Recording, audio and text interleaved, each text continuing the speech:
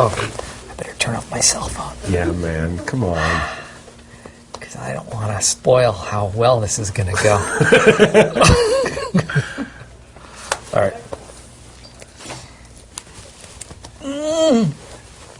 Oh my God! Every word. Okay. Scripted. And yet it's called unscripted. Is that an ironic thing?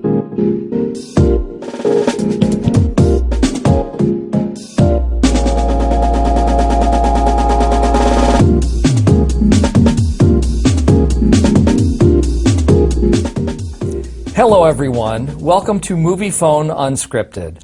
I'm Steve Carell, and I'm here with Jim...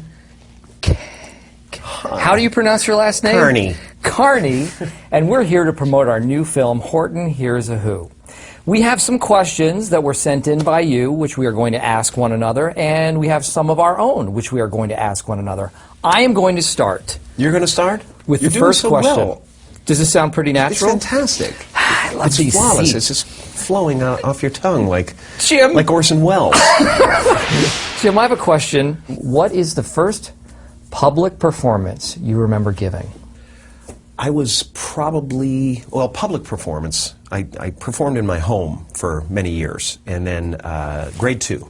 Grade two, I was messing around at the back of the classroom, making fun of some music record the teacher had put on for music class, and everybody was playing their recorders like this, and I was aping the record at the back of the class, doing all the instruments and stuff. And the teacher tried to center me out and said, "Jim Carrey, if you want to do that do it in front of the whole class," kind of thing. And I went, "Okay," like that, and I got up and did this insane dance in front of the class, and the place fell apart, and everybody fell on the ground, and the teacher asked me to do it at the Christmas assembly. So the next thing you know, the entire class was behind me, dressed as elves, singing "Here Comes Santa Claus," and I was Santa Claus doing this incredible dance. And I remember Sister Mary John, Catholic school, on all fours, falling on the ground and laughing, and I went, "Oh, this is it, man. This is it. I want to entertain the clergy." Erica from Burlington, Vermont. Beautiful place, by the way. Love it in Burlington. Oh, I hate it. Champlain. That's French. Have you ever heard of Lake My Champlain? mom grew up on Lake Champlain. Really? Mm-hmm. Did she ever see Champ? She did. She The Loch did. Ness Monster of Lake Champlain? Yeah, she loved Really? Champy. Really? I used to ride them. Okay, well, if Horton and the mayor of Whoville could hang out with each other, what would they do for fun? Oh. Steve. Erica, what a stupid question.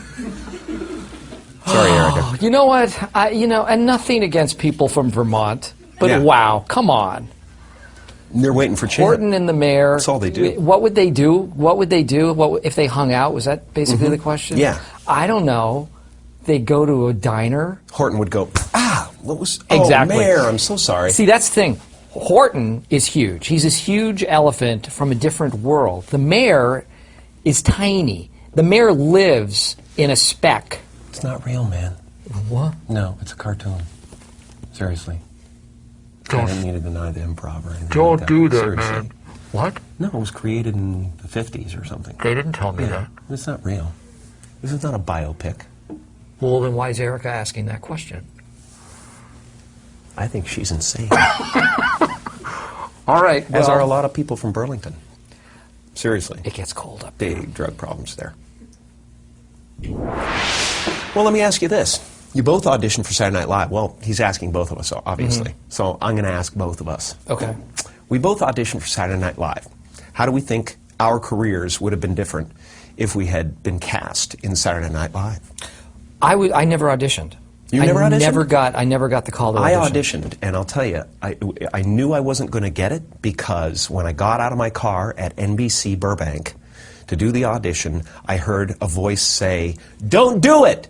Don't jump!" And I looked up at the top of the building, and there was a page with a blue blazer standing on the NBC logo, trying to get the nerve to jump off the building. And I went, this is not a good sign. And that's what you led your... This is an omen of some sort. Really? Yeah, and I couldn't even stay to find out what happened. All the news crews started filing out of the building to see what was going to happen to this poor gentleman, and I had to go in and do my audition. Did you find out? I stuck the landing, for sure. I stuck the landing, but no, I still don't know to this day what happened to him. What is your favorite food? Anything living, anything that hasn't been killed yet. Mm-hmm. Yeah, anything I can catch myself. Really? Yeah, I love anything I can catch myself. Any small creature that ambles around in front of me. So if you I like, can leap from a chair onto a roach, I am so happy. so you like to eat it while it's still alive? I like to surprise it. I enjoy the adrenaline, the taste of adrenaline. Mm-hmm. Yeah. Literally, you like to meat. taste another animal's I like adrenaline. to fall a deer every now and again on my street. Yeah, up in Brentwood, there's a lot of deer, you know, and every once in a while, you know, you'll clip one, you know, on the way home and stuff, and just, you know, they got that wild eye look in their eye and stuff like that, and I just pounce at that moment, you know, and I'll, you know, none of it will go to waste. No, I like pizza. Yeah. Pizza's good. Yeah. Well, what's a tougher job? Mayor of Whoville or a regional manager of Dunder Mifflin? I'm regional manager of Dunder. Why? I don't care. Yeah. Seriously. No, what I is think, you know, harder- some of what's a these harder questions job? are kind of bogus, but I think that one deserves some attention. Okay. What's a harder job? Well, I think the mayor of Whoville has a pretty difficult job because he's up against insurmountable odds. He's the one person in this town of Whoville who knows what's going on, who knows that this other universe exists, and he needs to convince everyone in his town, including all of the naysayers, that they are in dire trouble. Now, at Dunder Mifflin, I'm just an idiot. So that's kind of blissful. At Dunder Mifflin, my character doesn't know how other people perceive him, and that's okay. So I would say, definitely, the mayor of Whoville is a much more difficult job. Okay. Okay, can we just get some reaction shots now? Just act like you're saying things now. It's going to be over my shoulder.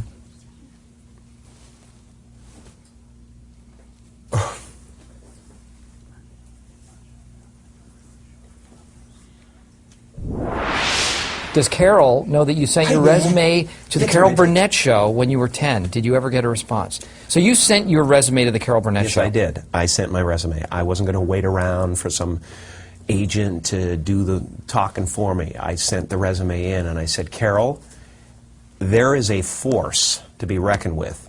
It's a cold wind blown from Canada, and it's going to take over, so you better get on the bandwagon, baby. Well, what happened? She rejected me. No, I said I'd do 150 people, 150 impressions, soprano versions of everyone you've ever known in Hollywood, and I'd like to be a regular on the show like Harvey Korman and Tim Conway. I can crack up with the best of them, and you know, I got a letter back and it was rejection notice, and I never forgave her, never forgave her. I'm going to do the junkets and stuff. You'll be seeing her. Yeah. Are you going to be okay being in the same room? I'll just tell you, it's good to have, you know, had a little bit of success, you know, so that I could rub it in her face. Yeah, that always feels good. That because you know, a person like Carol Burnett. Honestly, the three of us recently did an appearance on a show. And it's the first time I'd ever met her. And I don't know if you'd met her before, but I was sort of in awe of just being in her presence. It's amazing. Amazing. That is iconic. She's sexy. She is. Yeah. Well, I always thought she was kind of hot back then. Yeah. And funny girls, you know. Yeah. I dig funny girls. That was a big deal. Yeah. I wanted to get in there.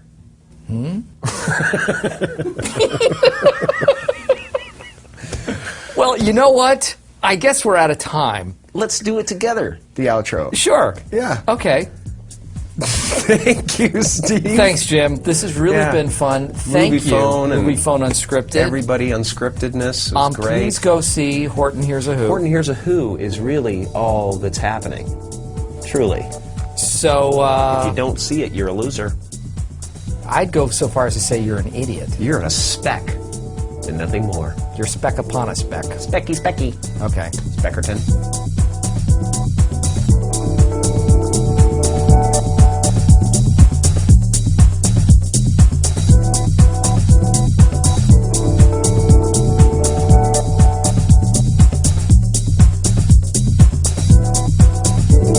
Seriously, go and see it. It's like vitamins. Truly. It'll keep you alive until you're about 110. It'll change the way you think of the world. Cheers. Okay.